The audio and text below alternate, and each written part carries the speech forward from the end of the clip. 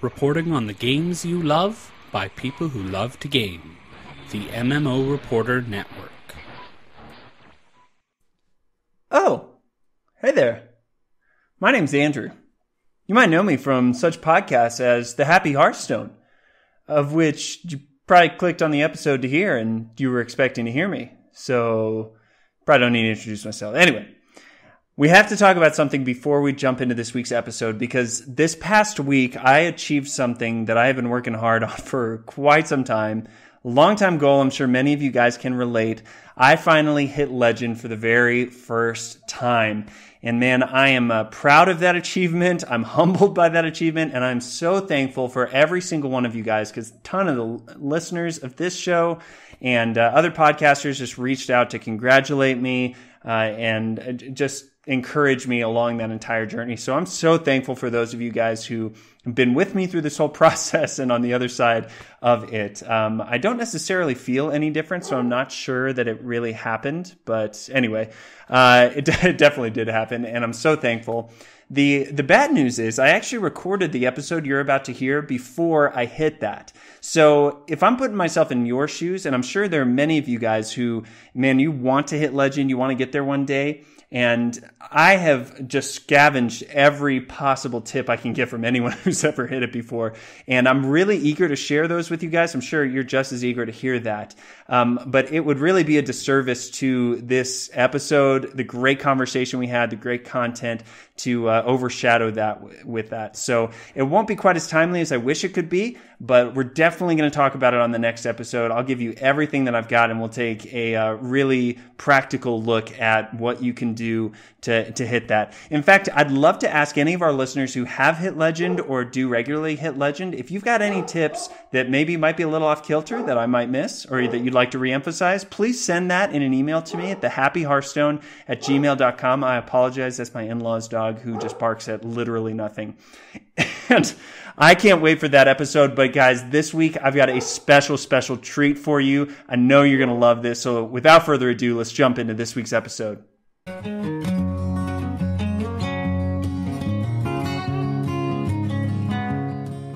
You, my friend, are listening to The Happy Hearthstone. This show is brought to you by Doghouse Systems, who make some of the best gaming PCs on the planet. If you want all the benefits of building your own computer but have no clue where to start, go ahead and let our friends take care of you. Check them out at doghousesystems.com and use the code MMO Reporter for a free 128 gigabyte solid-state drive upgrade. And by Audible, the best audiobook program in existence. If you have any kind of commute or just wish you read more, I promise you this, Audible is the solution. Go to audibletrial.com/MMO Reporter to download a free audiobook today. Hello and welcome to episode 93 of the Happy Hearthstone podcast, the longest running Hearthstone podcast in the history of space and time and cards. I'm your host, Andrew Brown, and this week, man, I got a doozy for you. I've got a feeling a lot of you guys are going to be really happy because this show is going to stir up some old memories. I am really thankful and humbled to be joined by my good friend, Eve Martyn. Eve, what is going on? Oh my gosh, with an intro like that, I don't even know what to say. I was really excited to be able to record with you again. That was really something I was looking forward to. Absolutely. I mean, so Eve and I go back because we started Velen's Chosen together, and now you're still rocking it. You guys are almost up. I saw you're about to eclipse my podcast in episodes here, because you guys are still going strong over there. But I was really thankful. I knew leaving there that, man, at some point I'd love to get really each of you guys over here. Rob's been on the show. Grant, I mean, he's doing better than I did, so I resent him for that. So I was like, let's have Eve over, okay? And that was perfect.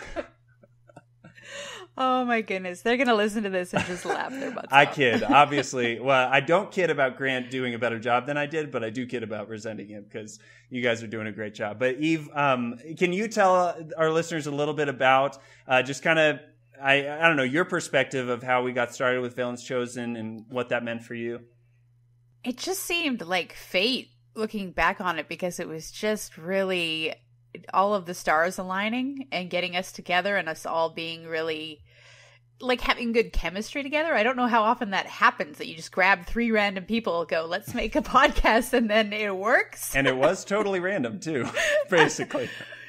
Yeah, I mean, I believe it was Rob who sent out the tweet and was like, is anyone interested in making a Hearthstone podcast? And you and me were like, I'm in.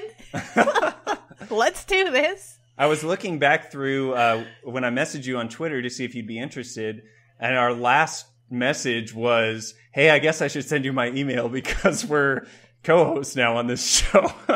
But it was funny how random it started, and yet really became friends and created something special through all that. So really excited to have you on the show. Eve, for our listeners who aren't familiar with you or Velen's Chosen, could you tell us a little bit about just your story, getting into gaming, how you got into Hearthstone, all that kind of stuff? Well, I started with a World of Warcraft addiction. So I was playing that I played it for 5 years, and got to the point where I got married and I had kids, and playing on a raid team, and it's basically like a job. It's like, yeah, it is. It got to the like 6 hours a day kind of deal.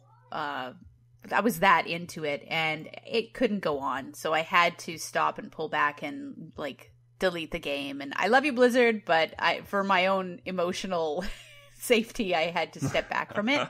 Sure. But I still really loved the community, and I really loved Blizzard's works and stuff like that. So when Hearthstone kind of popped up on the scene, I was like, this is a way that I can enjoy all of their characters and the story, and kind of like touch back on all my memories of World of Warcraft, but in a way that you can just pick up and drop and pick up and drop whenever.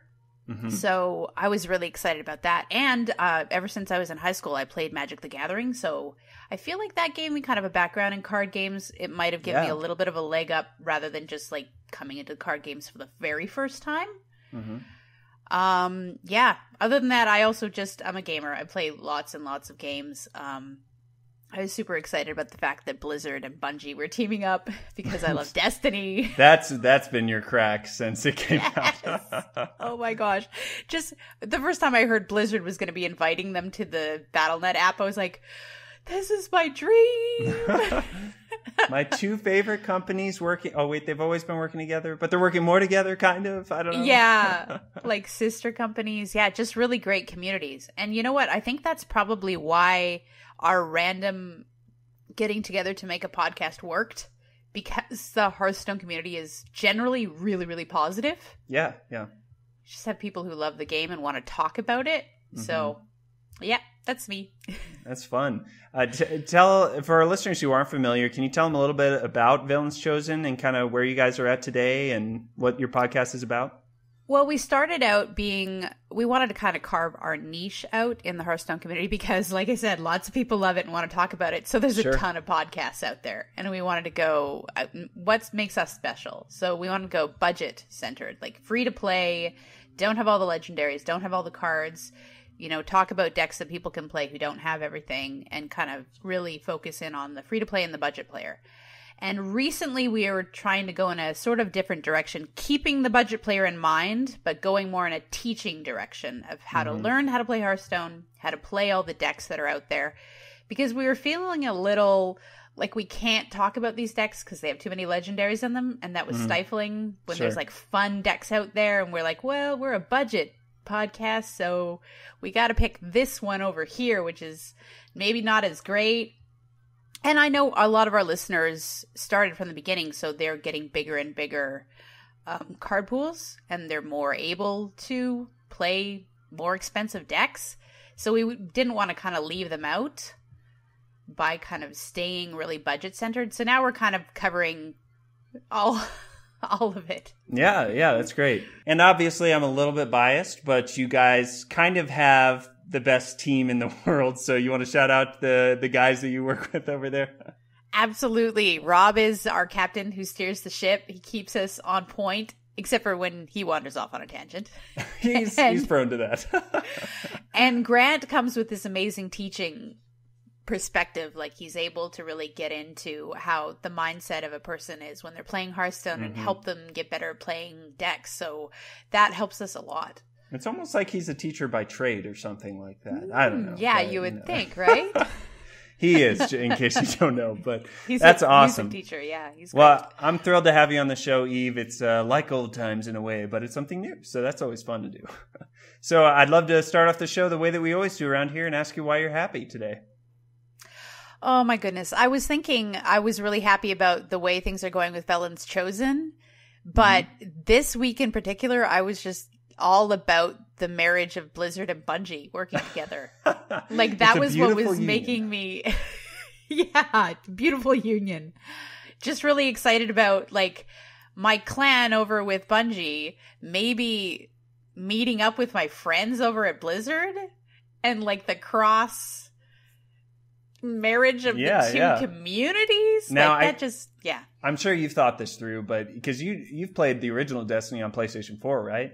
Yeah. So are you playing it on PC for the sequel or PS4? What are you going to do?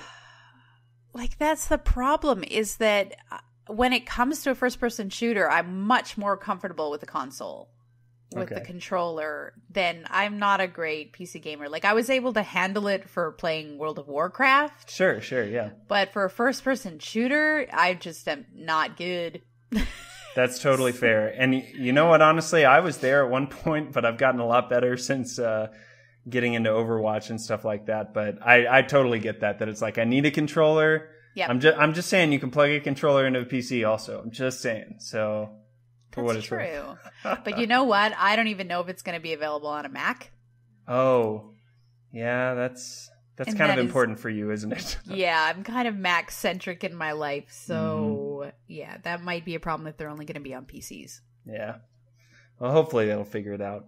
Yep. Well, good. Well, I'm happy because I finally made the move to Colorado, and I made it. I'm here. So it's been a blur of a week, as any of you who have ever moved in your life know, but it's really nice to be on the other side of at least getting most of our stuff out here. And my wife is going to be back with us. She and her daughter, or she and our daughter, excuse me, are finishing up out in Oklahoma, finishing up the school semester, and they'll be joining us in a week and a half, me and the dog. And so it's just nice to be out here finally. And also I started my job out here. So I've been working remotely for the past month, which has been really nice. But now I'm around the team and get to be around them, and the energy of just, starting up a product and all that stuff. It's a lot of fun. Also, I actually got to guest host on a different podcast. So it's like triumvirate podcast here, but I got to guest host on Hero Power and just had an awesome blast with those guys. Zeroshio has been on the show before, and we had a great time. So be sure to check out that episode on your podcast provider of choice, or you can find them at heropowerhs.com. We talked about the Murloc Paladin deck that I used for most of my time on the ladder this month. So if you've been curious about that or want to hear some more in-depth stuff, I went into all that with them. So that's all the fun. We've been like getting almost the entire cast of Coin Concede onto our show. We're like slowly. You have, yeah. Towards all of them. So you're halfway there. It's so awesome that all the different podcasts are so comfortable with just inviting all the other podcasts onto the absolutely. show. Well, we said it before, when the tide rises, all ships rise with it, So right. So we're always for it. And it kind of makes sense in a masochistic way that we all enjoy talking about this game. So being asked to talk more about it really isn't much skin off our back as long as we can. But with that, let's get into the news that's been going on. I hope that this isn't new news for you, but there was a free card available, and it was just one day. So if you missed it, sorry. But I think it was May 20th. Anyone who logged in that day got a free Fight Promoter card, which was an epic from the Mean Streets of Gadgetzan set. It's kind of random, and the reaction from the community was really interesting because they haven't really done this before. They gave away a free Volcanosaur Golden during the ramp up to Ungoro, but they hadn't thrown out a card from an older set that was just free. And so a lot of people were kind of asking, why would you do this? It seems random. And Ben Brode actually said that he was inspired by Free Comic Book Day, which is a thing in America. I don't know. Is it in Canada also, Eve? Yeah. Okay. So it's probably international. But it's a day where comic book stores just give away one free comic book just to kind of encourage people to come in and check stuff out.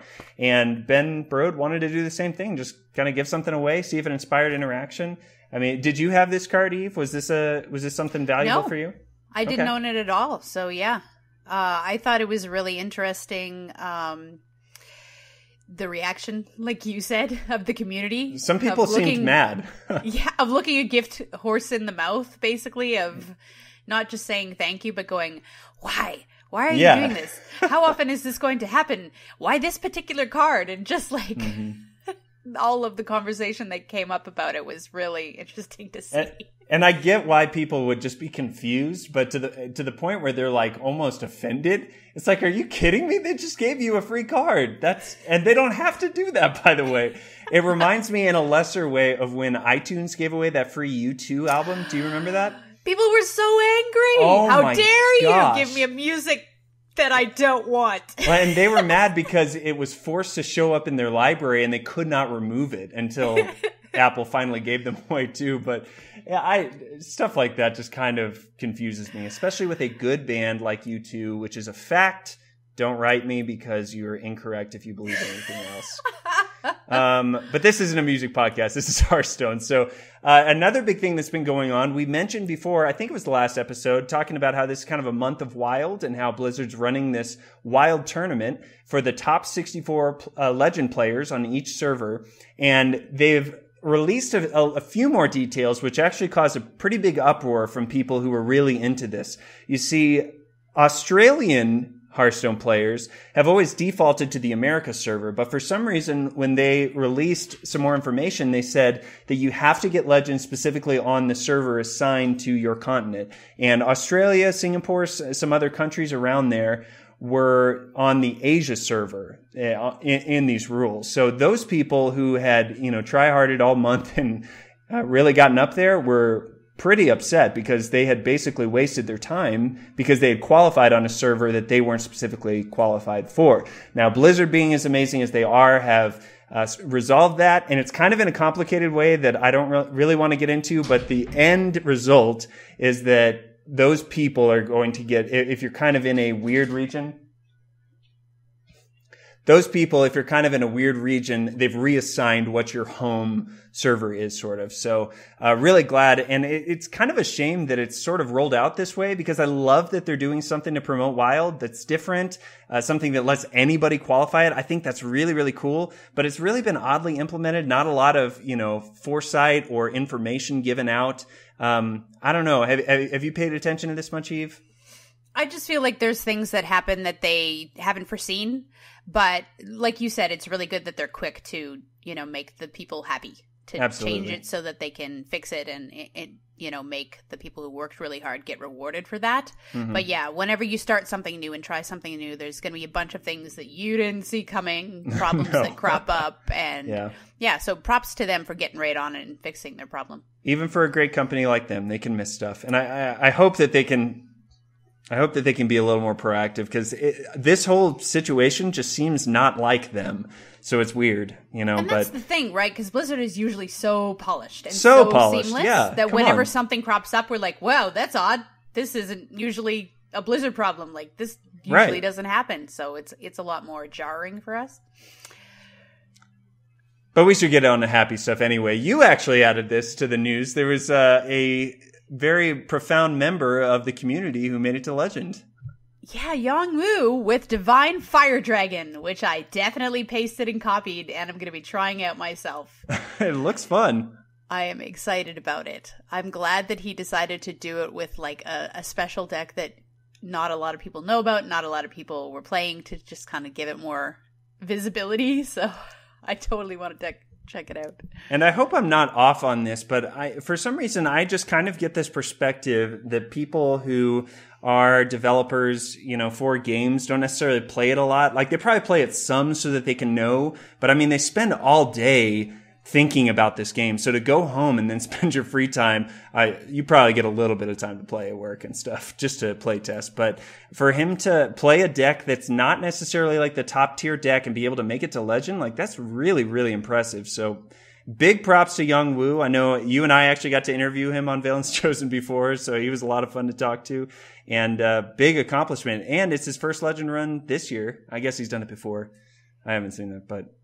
Yeah, I'm glad that they kind of make that visible. They show the decks that they're playing, and they show what ranks they're at, because it kind of gives you a a feeling of community. You're playing with the people who are making the game and, you know, seeing where they're at, which is really neat. Makes it even more alive than it already is. Mm-hmm. Well, that's all the news we've got. Now, Eve, if you don't know, is kind of prone to this one deck. And she's not a one-trick pony by any definition of that. But you have, since I've known you, Eve, you've always had one deck that was your favorite. And what deck is that? Dragon Priest. Hey! And anyone who's ever listened to Eve talk about Hearthstone knows that already. But we thought that we'd bring Eve on to kind of talk about the history of Dragon Priest, because that deck archetype has been through a lot of different iterations. And so we're kind of going to take a look back. We're going to take a look at what it is currently and sort of just dedicate this whole show to the Dragon Priestess herself to be able to talk us through and maybe learn a thing or two about this. And obviously it's viable if Yongwoo's taking it to Legends. So I'll give the floor to you, Eve. Take us into the mountains of the dragons. Okay. Obviously the best thing about Dragon Priest is the dragons. The first dragons that we ever saw in Hearthstone, we got a bunch of classic ones that stay around forever and never go out. Fairy Dragon, Twilight Drake, which got so good that it was taken away to the Hall of Fame, unfortunately. But that's Azure Drake. Oh, you're right. Yeah. Sorry. Twilight Drake is the one whose health goes up with how many cards you have in your hand. There you go. Yep. Azure Drake went away because it was so good. Too good. Ysera, Malygos, Alexstrasza, Nozdormu, and Nyxia, and Deathwing. So those were our first dragons. Just our experience of them in Hearthstone were these massive, powerful, amazing legendaries. Mm-hmm. And then they added to them in the Blackrock Mountain expansion. And it looked like they were trying to make dragon decks a thing, but they didn't quite hit critical mass. They didn't have enough that were, I guess, strong enough on their own and also synergistic with each other. People tried to make it work, but sure. Let's see. Dragon Egg, Blackwing Technician, which definitely stuck around long enough to make it into Dragon Priest. Dragon King Sorcerer, which I tried to make work for a while, but I guess not enough spells in Priest to kind of buff it up enough quickly to make it good. Hungry Dragon, which in Arena did very well. Blackwing Corruptor, essential to Dragon Priest. Draconid Crusher, which was brutal in Warrior for a while. Volcanic Dragon Drake. Warrior. Tempo Warrior. Yes. Yeah. Nefarian, Cro-Magus, Dragon Consort, which Paladin tried to make work for a long time, but I don't think the success was great. I think you mean Kibler tried to make happen for that guy was so dedicated to making it work. And Twilight Whelp, which did work out very well for Priest. Mm-hmm. So yeah, you can kind of see the bones of the Priest deck, but not quite enough. And then the Grand Tournament gave us Twilight Guardian.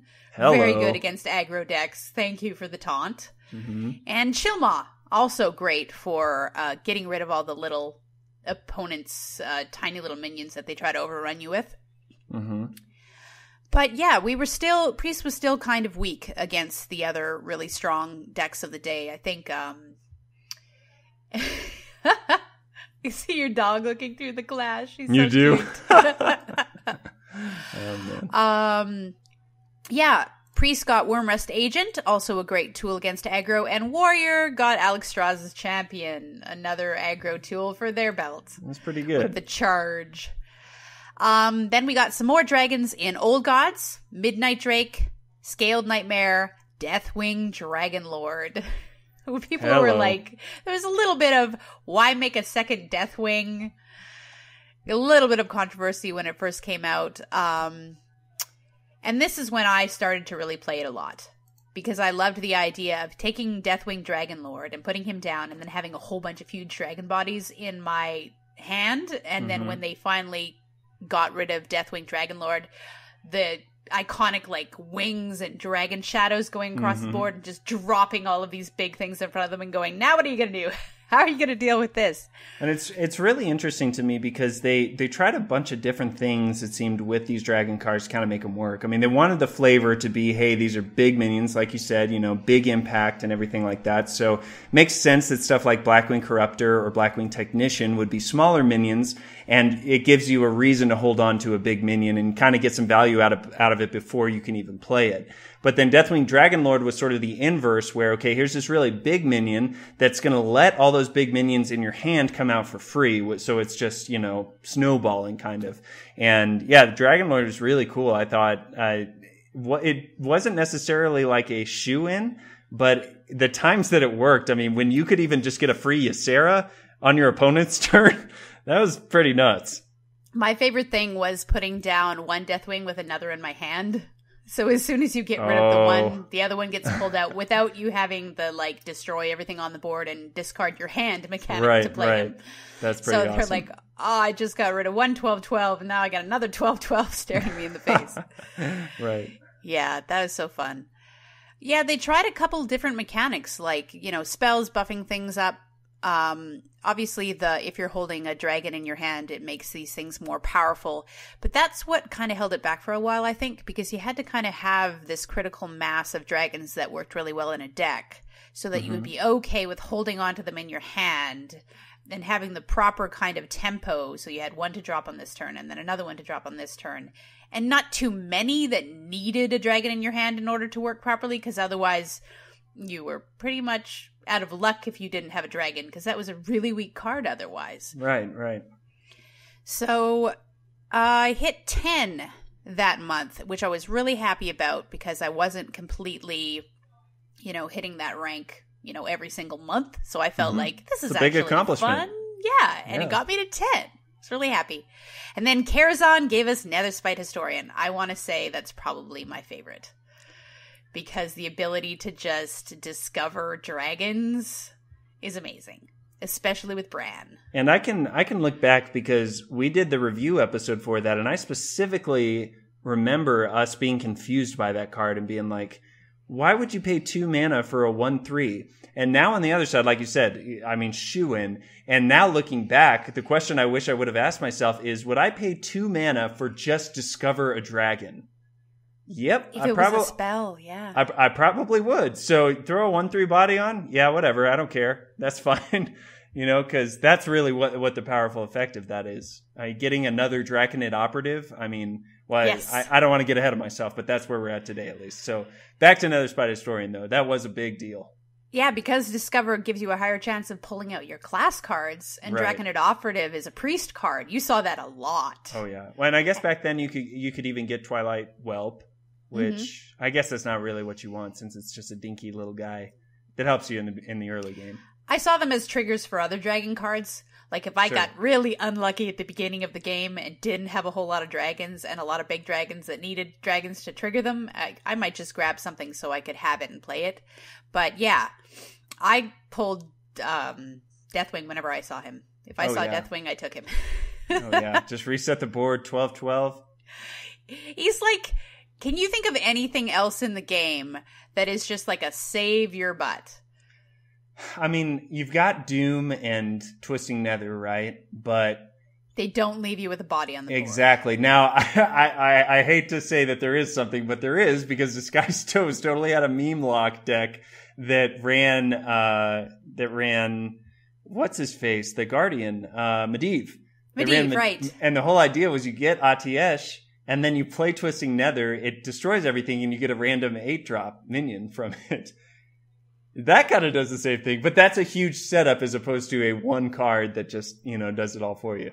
Okay, so you get the card after the spell goes off. Right. Okay, cool. Because I was wondering how that would work on the stack, whether you would cast the spell, get the minion, and then it would be destroyed by Doom. That wouldn't make as much sense, and I hope I'm not wrong about that. But obviously I haven't played it much because it's a meme deck. It's a meme idea. Deathwing is actually reliable and can be used, so there really isn't anything like it. Depending on your matchup, he could be this just saved my whole plan card. Yeah, for sure. He's cool. What else? We got Bookworm, which is really fun for more removal. I talk about another card that we didn't really see coming, but holy cow. I mean, it's a free Shadow Word Pain, basically. So you can have 4 Shadow Word Pains in your deck. Pretty effective, even today, where you've got a bunch of low attack minions trying to flood the board and stuff. And they hide them behind taunts, and they think that they're safe. And then you put out Bookworm and go, nope. It's dead. I'll take care of that. Then we come to Gadgetzan. And yeah, that pretty much made Dragon Priest, Draconid Operative, and Dragonfire Potion. Golly. That removal that we were missing, just like this massive destroy everything and all my dragons are safe. Didn't work that well against the mirror match, but at the beginning when not a lot of people were playing Dragon Priest and you were up against every other class, it was okay. The mirror match was like, my dragons are okay too. You did nothing. And I don't know about you, but I had to remind myself of that because there were several times I would play Dragonfire Potion to clear their minion, and then just realize, oh, that's a Draconid Operative too, or a Ysera. Or moment of silence for the Yseras that should have died and did not. And Draconid Operative, yeah, that just really almost broken card, I think we can say. Like Blizzard almost said, yeah, we know, but it's so good.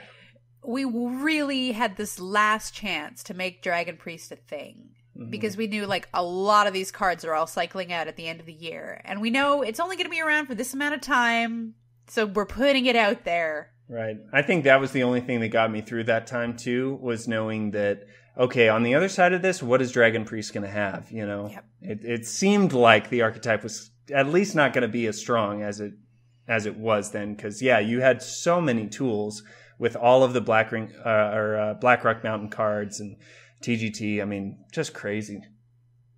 Yeah, but I think that's why they did it, was because their dream had never been realized. Their Dragon Priest or their Dragon anything had never really taken over the meta. So Sure. It worked. Draconid Operative, Dragonfire Potion did it. Kind of pushed it over the edge and made Dragon Priest super powerful and all over the place. Draconid Operative obviously lets you discover a card in your opponent's deck. And I can't count the amount of times that I got their legendary. Like their Ragnaros or their, massive spells. And there's kind of a running joke that Priest works best when they steal other classes' cards. Which they do pretty well. We don't have that many like awesome cards of our own, so we steal your stuff, we steal your spells. And so that's the way Draconid Operative works, and it works really well. That it does. So yeah, this was the most fun I've ever had in Hearthstone. I really like decks that just kind of play on tempo. It might kind of seem like an easier way to play, just putting down something powerful every turn, like a big thump, try and take care of this, try and deal with this card every turn, and that's kind of what Dragon Priest does. But they also have a lot of answers for what other people can put down on the board. They got a lot of taunt to prevent against aggro. They got a lot of like make you really mad by taking your stuff and throwing it back at you. So they were able to deal with pretty much everything in the meta at that time, except for the mirror match. I think the mirror match was the hardest matchup for Dragon Priest. Because it just forced you to think differently, and you could each get unending Draconid Operatives off of your Draconid Operatives and your Nether Spite Historians. And I guess that's still possible if it happens, but it was a lot more likely than to run into that mirror. It happened to me a lot. And he would be pulling them off of me, and it would just keep going on forever. And it would come down to like who made the best choice of what to steal from the other opponent's deck, or just who had the choice of Draconid Operative literally every time, because you can't beat infinite 5/6s for 5 apparently. As soon as I saw my 2 Draconid Operatives, I knew they weren't going to be pulling it out of my deck anymore. So that's kind actually of a good relief. Thing. Like, sort of want to draw through your deck, yeah. Yes, exactly. Like, remove that option for them. That's funny. Battle Cries, obviously, most of the Dragon cards have Battle Cries, so Bran just became awesome with this. Yeah, he was being able to pull 2 cards with your Draconid Operatives every time, or Historian, Netherspite Historian, getting to discover 2 dragons every time, so like 4 dragons altogether if you manage the dream. He just made everything really powerful, and using Cabal Talon Priest to buff him up so he had like 10 health and became very hard to get rid of unless you had hard removal. Yeah.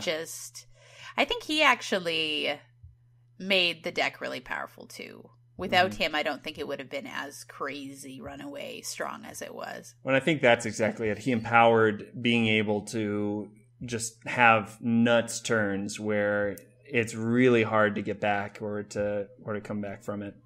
Yeah. So yeah, the final incarnation of Dragon Priest today. Now that we've lost quite a lot of our tools, I don't know. Have you seen it in Wild? I don't play Wild that much. I don't play Wild, but honestly, I was thinking about it as we're talking through this because now we've lost Blackrock Mountain, which was obviously a huge hit to it because you've got all these really powerful dragons and cards. Lost TGT, but the thing League is, of in Wild Explorers, too. and League of Explorers, but in Wild, all those things are still there. So I was thinking, honestly, Dragon Priest should be in a really good spot over there.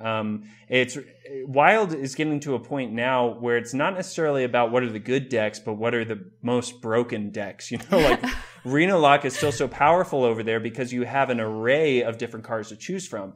Reno Lock is not seen in Standard as much because you have a very limited pool of cards to choose from. So I think with Dragon Priest, like there's so many cards that were powerful back then, but today, I mean, in Ungoro, I don't know, did it get anything from Ungoro? The one that I'm seeing the most is the create, like the spell that's create is it 8 mana? Oh, Free from Amber? Yes, Free from Amber. Okay.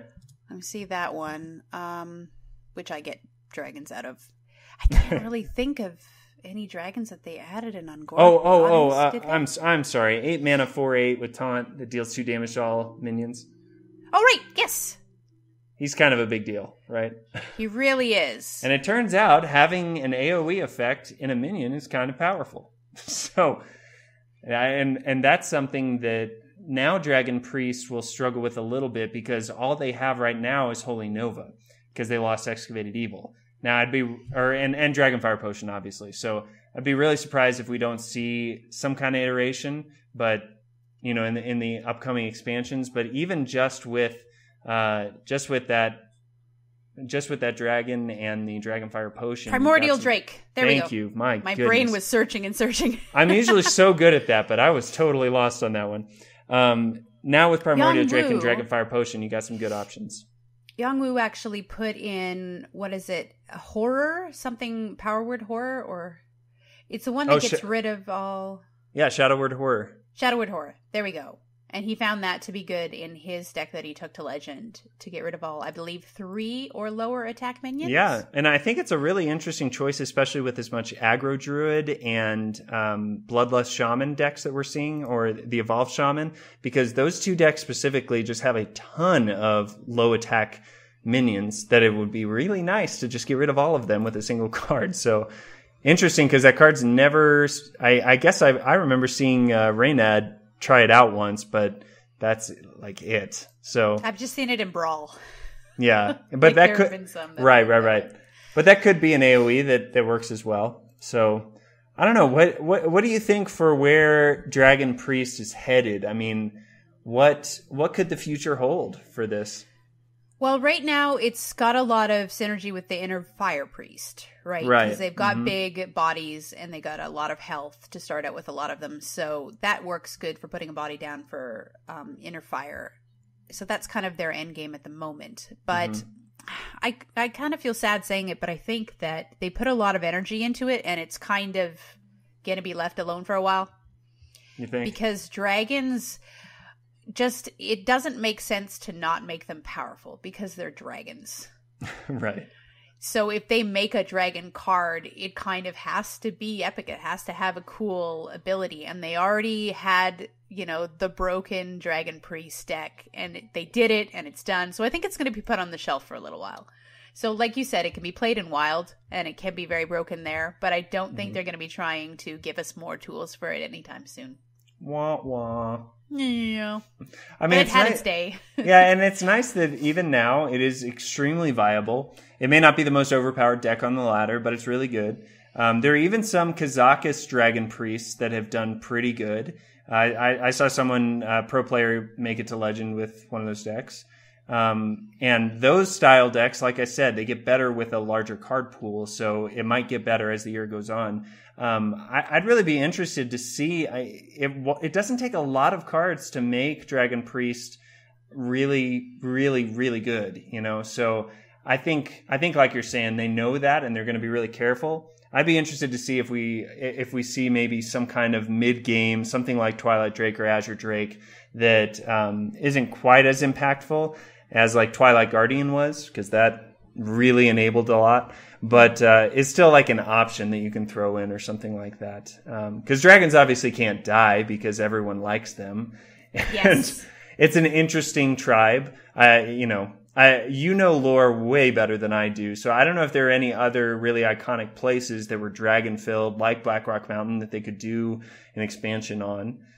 Well, the Cataclysm expansion kind of featured dragons very heavily because there's like your major ones, which are actually already in the game, like Alexstrasza, Malygos, Ysera, Nozdormu, and Deathwing were the dragon aspects. Okay. Like, they were like life and time and earth, and like they kind of watched over these different aspects of earth. So I think that's why they put them in the game to begin with and made them super duper powerful in their own way, because in World of Warcraft, they're these huge, timeless, iconic guardians, of these different aspects. So they featured very heavily in one of the later expansions. So it's possible... Chromie, we haven't seen. Do you remember her from Heroes of the... Yeah, I played her in Heroes of the Storm. Heroes of the Storm, yeah. Mm-hmm. She is a big character in World of Warcraft. I forgot that they put in Wrathion, and maybe the reason I blanked on it is because they specifically didn't make him a dragon. Right, because he's a dragon. He's incognito, right? Yes, they had him in human form with the turban and everything. He looks so cool. Right. But he's in disguise. And then, just like this epic legendary guy didn't even make it into any decks. I almost crafted him just because. We really thought he was going to be good, but he was, I don't know. I remember actually Force Bates. He's a listener. He really liked it in his decks. He had a lot of success with it. So I don't know. Maybe Wrathion hasn't seen his day yet. And it would be cool if they made his dragon version, like the dragon version of Wrathion. Oh, that'd be interesting. And I wonder if he could play off of the other one. Like, if you draw him, then fill your hand with dragons or something like that. Oh, that would be epic. I mean, that would be a meme card, but that would be a lot of fun, I bet. If you pull Wrathion with Wrathion, fill your hand with dragons. Or fill the board with dragon. Anyway, now we're just being ridiculous. If Blizzard listens to this podcast, and we know you do. It might be an idea, just saying. Well, that's cool. Well, any other thoughts about where Dragon Priest has been, where it is, where it's going? I mean, for me, it was interesting to see the journey of like their intent of creating these powerful cards and kind of watching and waiting to see what the community would do with it, and then kind of adding a bit more and saying, is this enough? Is this the right amount? And then adding a bit more, because it really seemed to me their intent of trying to make it a card deck. And then going, okay, we know what we need to do to make this a thing, and it's close enough to the end of the year, so we'll just like make this overpowered combo and give it to you for a certain amount of time, and here, have fun with it, enjoy it. It just gave me this insight into kind of how the Blizzard team works and how they feel about the game. Yeah. Just watching how Dragon Priest came along. So that was really neat for me. I think they're intentional about giving each of the classes a few different identities, or at least one, And dragons have always kind of been one of the things that made sense for priests, especially with the high health minions like Ysera. I mean, you can just keep healing her and get infinite value, basically. So I'd be really surprised if this is the end of it. They might give Dragon Priest a breather for a bit, just because it really has had quite a bit of OP-ness. Yeah. But just because it has been pretty OP before, but we but haven't I think seen the last of it. Maybe? I don't think so. I think we're far from that, because I think it's part of the identity of Priest to an effect. Like, I can't And I don't know if that's even a WoW thing or not, but it definitely is a gameplay style, you know. Can I say something I just thought of? Was Please, yeah. In World of Warcraft, Anduin, who is the class hero for Priest, is actually best friends with Wrathion, who is the Black Dragon legendary. Did you just realize that? Yes! Hey! We're uncovering new layers of lore here on Happy Hearthstone. I didn't even remember that, but that is funny. Oh, wow. That works really well. Now I just need to craft him and put him in the deck because... Now you're going to feel a little bit like you have to. I mean... Yeah. Aw. I wonder if they have any interactions on the board. Can you drop him down if he sees an Anduin on the other side? We could probably search YouTube real quick and find out, but... I'll discover that after I craft him. Yeah, that's awesome. But I know that you mentioned on here also that you reached rank 5 and got Golden Priest with Dragon Priest too. So this deck hasn't just been fun for you, but really effective as well, yeah? I feel like it kind of gave me some... what's the word I'm looking for? Like... I'm a Dragon Priest player. I hit 500 wins in Priest. Like, gave me some legitimacy to myself when I finally hit 500 wins. So, yeah, that felt good. And rank 5 felt really good, too. Mom Legend. Mom Legend, that's right. I mean, every time you hit one of those floors now, it's just a huge accomplishment, especially if you haven't hit it before. So, no, that's awesome. Man, I know I've learned a bit about this. I'm kind of really encouraged to go back and try it. And Priest is one of the few classes I haven't gotten my 500 wins with yet. So I want to make it work. This deck list from Young Woo looks cool. The one from that pro player that I mentioned looks cool. And actually, we're going to talk in our community section about one too. But we won't jump too far ahead because before we get there, we've got the Dust Bowl to go to. So just want to thank our faithful listener, Jake Crawford. Man, Jake donates to the show every single month and so thankful for that, man. This section is possible because of you. So the Dust Bowl is where we open some packs that have been donated, and we're going to talk about the ones that really caught our eye, ones that we would keep or that we would dust depending on our collection and stuff like that. So hopefully as you're opening packs, maybe you got a few more, or you're getting them through Arena and whatnot, that these are ones that you should watch out for to make a space for or just get rid of immediately. So we'll start off with our ones to keep. And my one to keep was the best one because it was the legendary that we got. And what do you know, on an episode that we would talk about Priest so much, it was Awaken the Makers, which is the quest for Priest, which is summoning, I believe it's 7 Death Rattle minions. Yep. And then your reward is going to be Amara, Warden of Hope, which is a 5 mana, 8/8 with taunt, that sets your hero's health to 40, which is mega Reno, right? Like, insane. Incredible, yeah. But getting those Death Rattle minions is a little bit tough. Now, my reasoning for wanting to keep it isn't necessarily what you would think, because this deck, or this card specifically in Standard, isn't really working right now. And Wild is very popular because you've got Piloted Shredders, you've got Sludge Belchers, you've got a ton of options, very strong Death Rattle. And don't forget Dr. Boom, right? 2 Death Rattle minions, hello. So there's lots of options to make it work on there. Standard is not quite working yet, but my idea is that we've got 5 more expansions that will be released if they keep on track, which I'm sure they will. And they might make more, who knows, between now and when this card will rotate out of Standard. I'm going to be so surprised if we don't see some Death Rattle minions that make this completely viable and maybe even a problem. Like, as much as people were sick of Reno, I think we're going to get to a place where Quest Priest is so powerful that people are sick of it and are running Alexstrasza just so that they can counter it, you know? But it's a really cool card. Have you gotten to play with it, or do you like it? Yes, I actually didn't get it all out of all of my original packs that I opened. Excuse me. So I had to craft it because I was on a Priest kick, and that's like my favorite class at the moment. So I had to try it.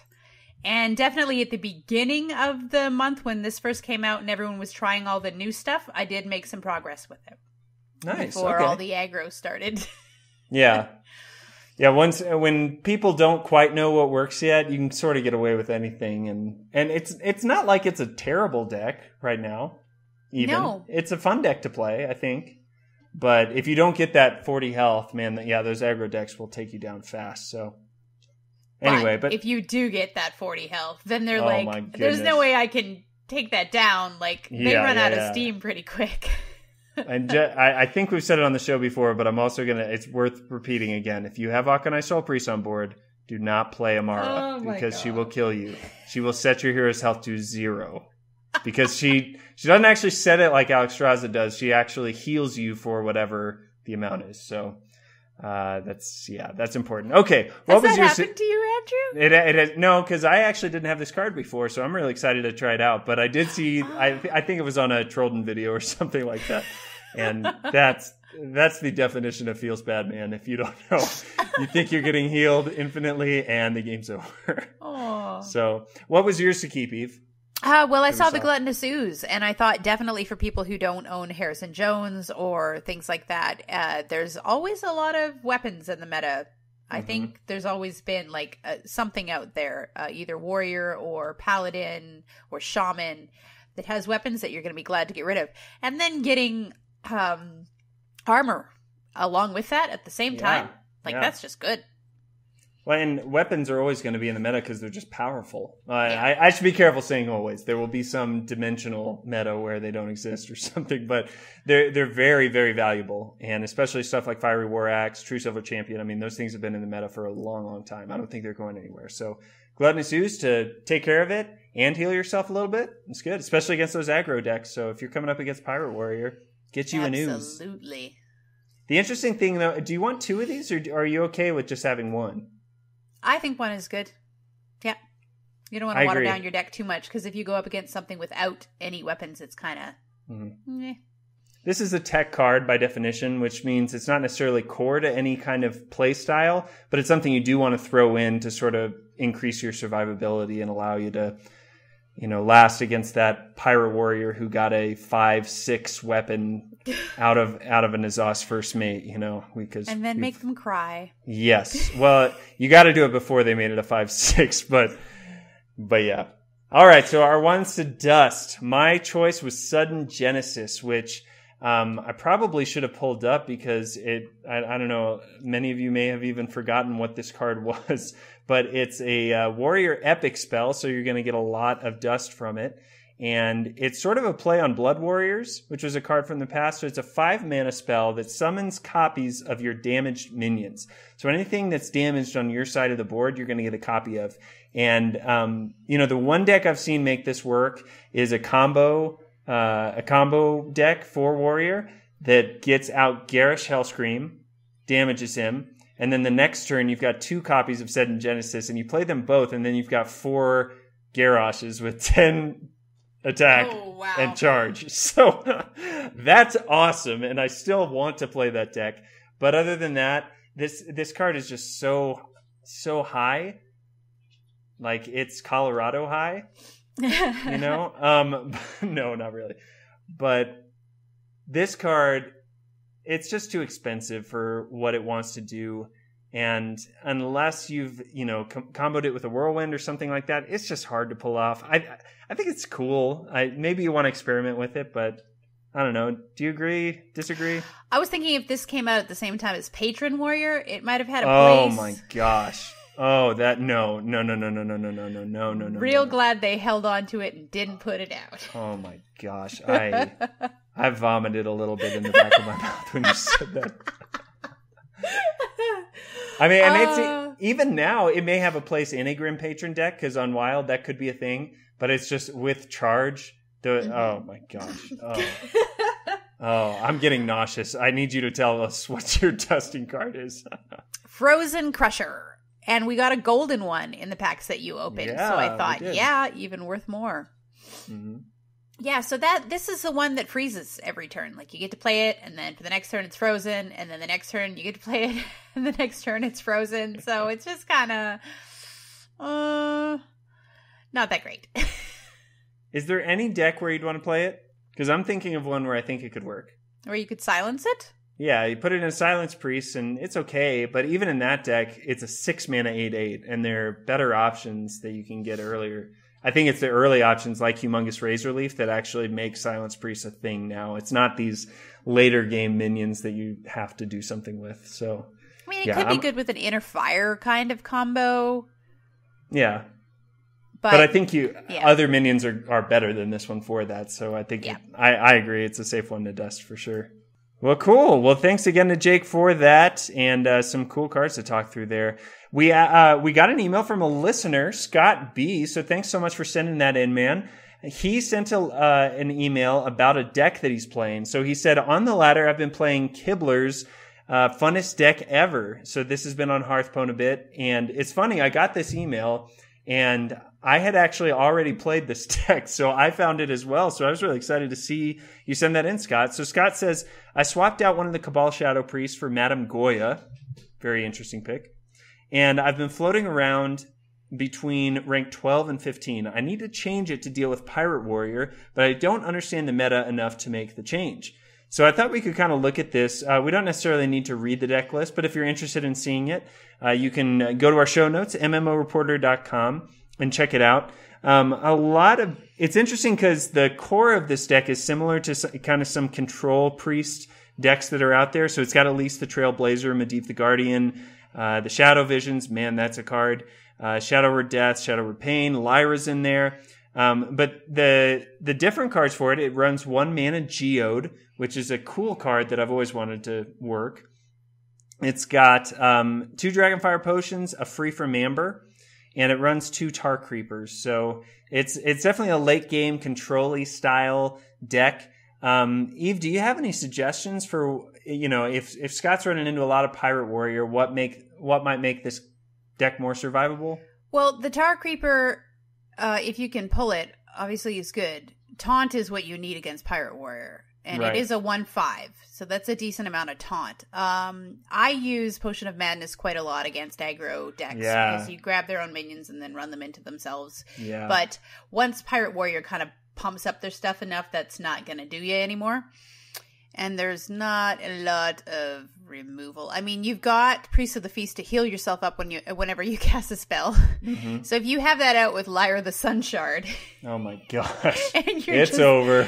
cycling through and heal yourself back up to full, they'd probably go, oh, yeah, I'm done. Yeah, but absolutely. A lot of it is late game stuff. Wild Pyromancer could be good to get rid of their stuff if you can heal it up and then just clear their board with all of the fire going out. With a Powerwood Shield or something? Yeah, but I think early game, if you wanted to add some taunt to it, that might help you. That's about the only thing I can think, because otherwise you just really need to mulligan hard for those things that that are going to attack against them. That's exactly what I was going to say. I think that this can be a really strong deck against Pirate Warrior. It's just you really have to mulligan hard for the Potions of Madness, the Tar Creepers, even the Northshire Clerics aren't bad. But the one suggestion I could have, this list runs a Cabal Songstealer, which is at 5 mana 5/5 that silences something. Take that out and add in the Gluttonous Ooze or an Acidic Swamp Ooze if you don't have that yet, because that's an early minion that'll be able to get rid of your opponent's weapon that they're starting to cycle out of control with. So that might be something. And the crabs, they can get rid of pirates. Yes. Oh gosh, yeah. Galaka Crawlers. Yeah, get those in there. I don't have any. You don't? Isn't it a rare? Is it? Oh, I keep mixing up which one's the rare and which one's the epic. Is the one that takes care of Murlocs the epic? Yeah, Hungry Crab's an epic. And then the Galaka Crawler's the rare. So I just need to craft them. I know I just said Mana Geode's fun, but I would definitely take that out for one of those, and probably take out a Shadow Word Death for the second one, because you're not running into too many big minions. And if you can set up, like, the way to destroy a Pirate Warrior is take out their early game. And if you've got minions that are going to stick around, which you can do with, the Radiant Elementals, the Cabal Talon Priest, Priest of the Feast, stuff like that, then you'll be able to trade into those higher cost minions and really be fine, I think. Yeah, this is good against slower decks, but if all you're seeing on ladder is really fast, then yeah, you're going to have to make some big changes. Yeah. But hopefully you're having as much fun as the person who made this deck list for Kibler, did. Because they called it the funnest deck ever. I don't know about funnest deck ever. That's a pretty big statement. And pay-to-win Priest? I mean, yeah, I don't have a lease. Yeah, I mean, you got Elise, Medivh, Lyra. I mean, Medivh we got out of One Night in Karazhan, so it's not too bad. But Mana Geode, the Shadow Visions, I mean, if you're playing Priest at all now, you need 2 Shadow Visions, because that card is really, really good. And Cabal Shadow Priest has been around for a while. So if you've been playing for a while, you probably have it by this point, I think. It is. But thanks again so much, Scott, for sending that in. Anybody can send in questions, not just Scott B. So be sure to send this in to thehappyhearthstone@gmail.com. I'd love to look through any deck list that you're playing with, or just hear about your experience, a question you have. Maybe there's something about Dragon Priest or another archetype you want to hear about. And yeah, that'd be fun. No iTunes reviews this week, so sad face with a little bit of a tear. But I know so many of you guys have left reviews in the past, so just want to thank you so much if you've taken the time to get on and do that. Really appreciate you doing that. If you haven't, it just takes a few minutes, and it's the cheapest, best way to support the show. So go swing by iTunes, Google Play, Stitcher, wherever you listen to the show, and let them know what you think. All right. Everyone's favorite part of the episode, Eve. The part where we get to hear the melodious tunes of you singing for your card. Are you ready for this? No! Hey, I gave you a heads up, right? I know you did. As one friend to the other, you gave me a heads up. But it's not like the entire time I was thinking of what song I was going to sing. Yeah, you can't exactly do that. But that's kind of half the fun, I think, is coming up with it on the spot. So it wouldn't be an episode if we didn't have you ring us in the correct way. All right, so Deathwing. Oh my god. Deathwing, Dragon Lord, Destroyer of Worlds, burning everything to the ground. Deathwing. And you have to say it's the card of the week. And card of the week. Nice. There you go. That wasn't too bad, huh? Oh my gosh, that was horrible. No, that was fun. All right, tell us about the card of the week here. Deathwing is my answer when I'm in trouble. Basically, if I can pull him off of another Spite Historian, then he's my, you think you've got me, but you don't got me, because I got Deathwing. Yeah, he's just so good. It's interesting because I wasn't playing at the earliest stages of this game, so I don't know how effective he was there. But when I jumped in, there really wasn't a lot of Deathwing at all. And yet he's kind of phased in and out, it sort of seems like. Why do you think that is? I definitely have seen, like, watching pro games and things like that, where people are like, at this point, he's got no options except for maybe Deathwing. Like, just that kind of, he's the only option to win this game at this point, which is why I like him. But he also makes you discard all of your cards in your hand. Which is a big deal if you have a hand. If you don't, you're fine. But if you are down to, like, top decking, all the other person has to do is, like, sheep him, and that's it. You cry. You have no cards. Gosh, yeah. You have no 12-12. Like, you just spent your whole turn getting nothing. Yeah. But on the other hand, if your opponent has a board full of, 10-10 golems, and they're staring at you like, this is the end, you have no options, and you drop Deathwing, I mean, that just saved your life right there.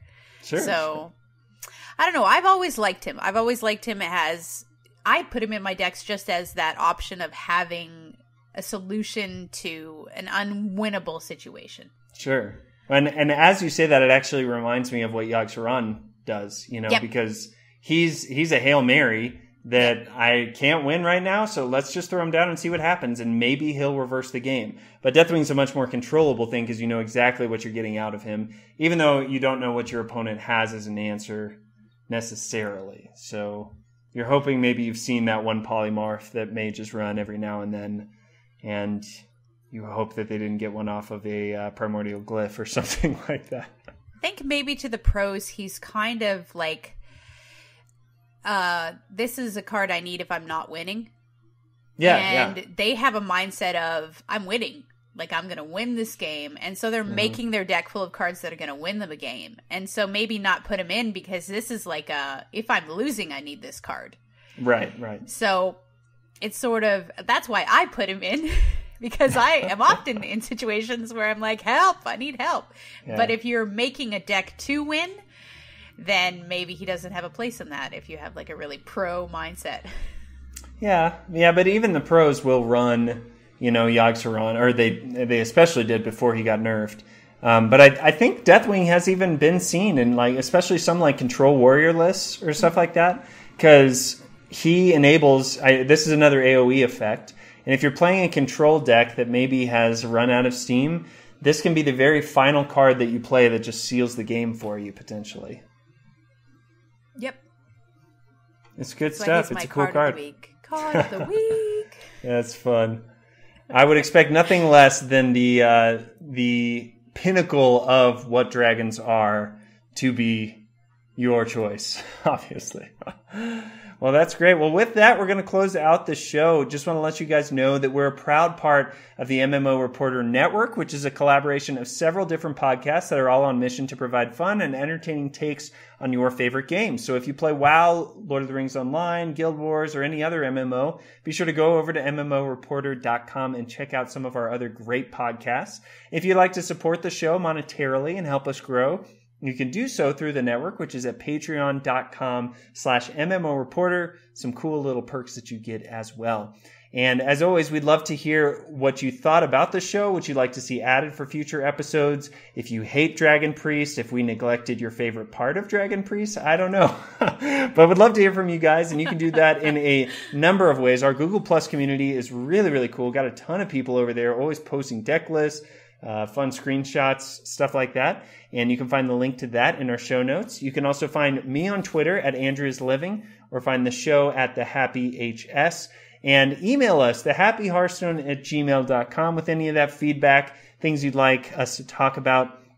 And also want to remind you guys, every Monday night I'll be streaming at twitch.tv/MMO Reporter from 7 to 9 Central. I know that I neglected a couple of those nights just because of the craziness with moving. And actually my power went out one night, so that kind of stunk that happens to happen on my night to stream. But that's back up and running now, and really thankful for those of you who came out last night. Had a great time with you. So every Monday night, 7 to 9 p.m. Central. And I'd love to have you, yes, you, come on and be a co-host on this show. This is one of the things I love about this show, is that it is run by our community, basically. So if you don't have to be on a podcast like Eve is to come and hang out with me, and would love to have you. In fact, Scott emailed about that deck list and also mentioned he'd like to be on the show. So I'm really excited to have him on. So go ahead and email me, tweet at me. Just let me know you'd like to be on, and I'll get you all the details. We'll figure out an awesome way to have you on. We're actually overdue for a deck battle episode, so I think we might have one coming up. So that'll be a lot of fun.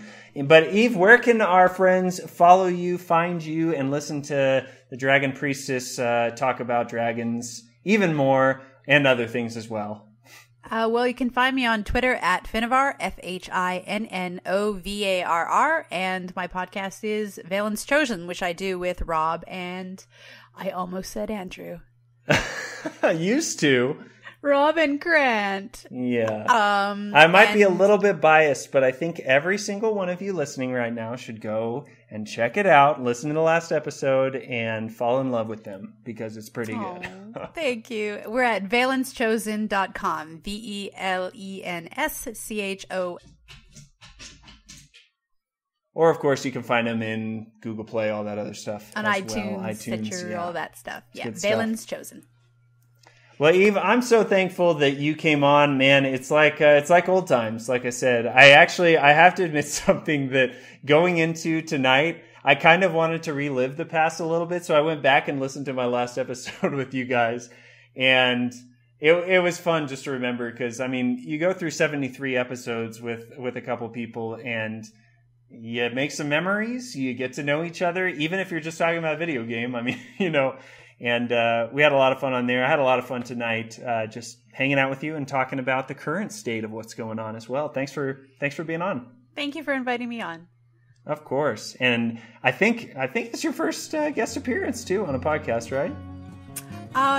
Yeah. I think so. I can't think of another one that I've been on right off the top of my head. So you got to remember us small people when you make it big, okay? That we were here for you to help you launch into I don't even know, the stars, those things, yeah. I will always remember my roots. And there we go. Part of my roots are Andrew. There we go. And hey, thank you for visiting the Happy Hearthstone and having a little fun with us. We'll see you guys next time. Bye.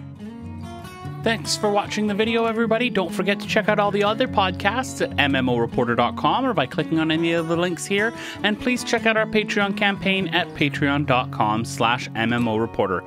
Thanks, everyone, and see you in game.